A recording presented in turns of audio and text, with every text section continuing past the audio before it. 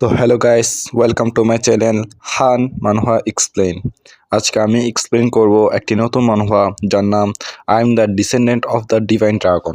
ভিডিওর শুরুতে আমরা দেখতে পাই একটা পার্সন যে কিনা আমাদের এমসি তথা মেন ক্যারেক্টার বিছানা থেকে উঠে পানি গ্লাস নিতে যাচ্ছে, কিন্তু তার হাল এতই খারাপ যে তার হাত থেকে পানির গ্লাসটা নিচে পড়ে যায় এবং এটা দেখে সে অনেক রাগান্বিত হয়ে বলে, আমি কি এত ইউজলেস হয়ে গেছি? তারপর আমরা তার কন্টিনেন্ট তথা ওয়ার্ল্ড সম্পর্কে জানতে পারি, যার নাম সুয়ান ওয়ার্ল্ড কন্টিনেন্ট, যেখানে মার্শাল পাওয়ার যাদের কাছে আছে তারাই ওয়ার্ল্ডকে ডমিনেট করে এবং একজন অর্ডিনারি পার্সন থেকে মার্শাল ওয়ারিয়র হওয়ার জন্য তাদেরকে অবশ্যই প্রথমে মার্শাল মেরিডিয়ান অ্যাওয়েকেন করতে হবে এবং মার্শাল মেরিডিয়ানসগুলো হিউম্যান বডির মেরিডিয়ানের সাথে কানেক্ট থাকে এবং স্পিরিচুয়াল এনার্জি অ্যাবজর্ব করার মাধ্যমে তারা নদীকে কাটতে পারে, শক্তিশালী বাতাস এবং বৃষ্টি ডাকতে পারে, এমনকি এই শক্তি দিয়ে তারা হেভেন এবং আর্থকে রিশেপও করতে পারে। এরপর আমরা আমাদের এমসি তথা মেন ক্যারেক্টারের নাম জানতে পারি, যার নাম লুয়া হাউ। গত 1 মাস আগে সে মার্শাল মেরিডিয়ান আওয়েকেন করে এবং সে হলো লুও ফ্যামিলির একজন টপ ডিসেবল, যা তিয়ানকুই সিটিতে অবস্থিত। কিন্তু সে একদিন দেখে একজন ছেলে যার নাম লু শিওলিন একটা মেয়ের সাথে খারাপ আচরণ করতে। এটা দেখে সে সেখানে দাঁড়িয়ে না থেকে প্রতিরোধ করার জন্য হাত এগিয়ে দেয়, কিন্তু পিছন থেকে একটা পার্সন তার পিঠের উপর হামলা করে তাকে ইনজুর করে ফেলে। তখন সে কিছু বুঝতে না পেরে পেছন দিকে তাকিয়ে দেখে এবং মনে মনে বলে, এটা তো ক্ল্যান চিফ লুও তিয়ানিয়ন, যে লুও শিয়াওলিন এর গ্র্যান্ডফাদার। তারা আমার গ্রোথ দেখে এত হিংসা করে যে আমার নামে মিথ্যা অভিযোগ করে যে আমি ওই মেয়েটির সাথে খারাপ কাজ করতেছিলাম এবং লুও শিওলিন এখানে মেয়েটিকে বাঁচাতে আসলে আমি তাকে মেরে ফেলতে চেয়েছিলাম। তারপর তারা আমার উপর অভিযোগ করে যে আমি আমার ক্ল্যান মেম্বারদের এগেনস্ট চক্রান্ত করি। তারপর তারা আমার মার্শাল মেরিডিয়ান্স কমপ্লিটভাবে ক্রিপল করে দেয় এবং আমাকে ক্ল্যান থেকে বের করে দেয়। এখন আমাদের এমসি তার সব শক্তি হারিয়ে ফেলেছে, যেখানে শক্তি সব কিছুর উপরে রাজত্ব করে। তারপর সে টেবিলের উপর একটা কাগজ দেখতে পাই, যাতে লেখা ছিল, নদীর পূর্বে 10 বছর গোল্ডেন স্কেলস রূপান্তরিত হয় একটি ড্রাগনের মধ্যে। আমি ফিরে এসেছি সোয়ান সোয়ার্ড সেক্ট এর মধ্যে। তোমাকে অবশ্যই নিজেকে সামলে নিতে হবে। হুয়া ডাই ই দাই ই হলো এমন একজন মানুষ যে আমার খারাপ সময়ে আমার ব্যাপারে কেয়ার করে এবং সে হলো সোয়ান সোয়ার্ড সেক্ট এর একজন ডিসাইপল এবং সে তার পাস্টের কথা চিন্তা করতে থাকে, যেখানে হুয়া দাই ই তাকে একদিন খাবার খাইয়ে দিচ্ছিল এবং বলছিল, তুমি যদি আমাকে রিপে করতে চাও তাহলে তোমার অটল দৃঢ় সংকল্পে এগিয়ে যাও। তখন আমাদের এমসি বলে, হ্যাঁ, আমাকে কিছু পদক্ষেপ নিতে হবে। তখন আমাদের এমসি মনে মনে বলতে থাকে, আমি কিভাবে লুও শিয়াওলিন এবং লুও তিয়ানুকে রিপে করব।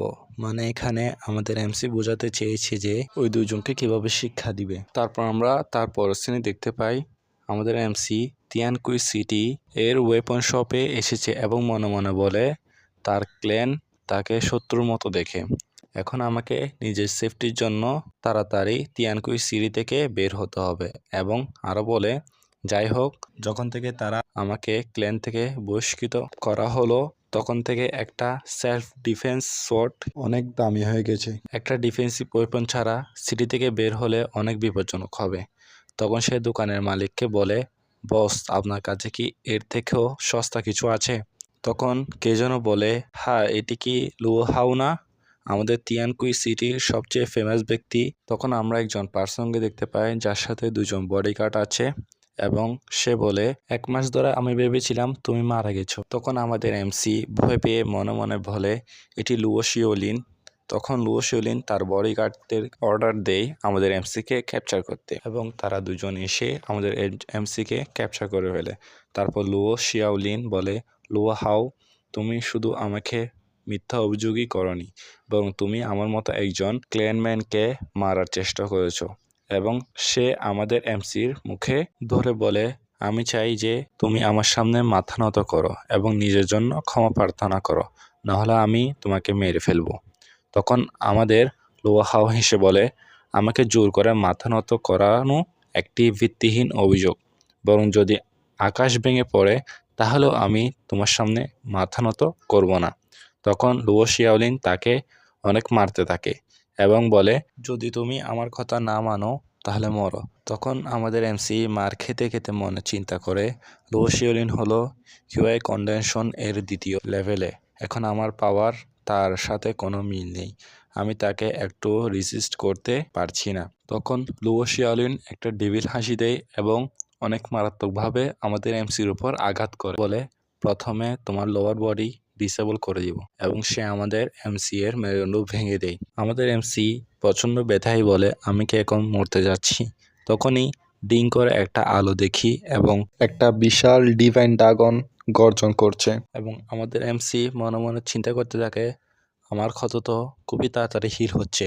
আমার মনে হচ্ছে আমার বাবা এই সম্পর্কে বলেছে লো ক্লেন এর পটেনশিয়াল আছে ডিভাইন ড্রাগন এর ব্লাড লাইন আওয়েকেন করার।